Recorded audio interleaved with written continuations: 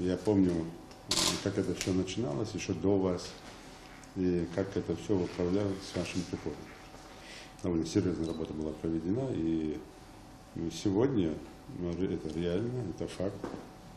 Если до того, как мы обратили на это внимание, у нас после поступления в вузы отчисленных уже по первому году бывало порядка 150-180 человек, детей, что уже показывает, что само ЕГЭ принимает неправильно, то сегодня уже это единицы, 5-6 человек.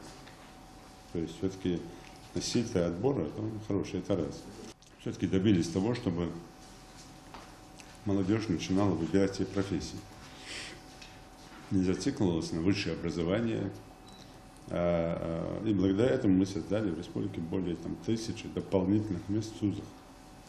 Хорошую помощь здесь оказывает и Россети, дополнительно строит корпуса для энергетического колледжа. Роснефть, который оборудование и целый корпус построил для политехнического колледжа. Поэтому мы наращиваем потенциал. И сегодня даем возможность ребятам получать образование среди технического уровня.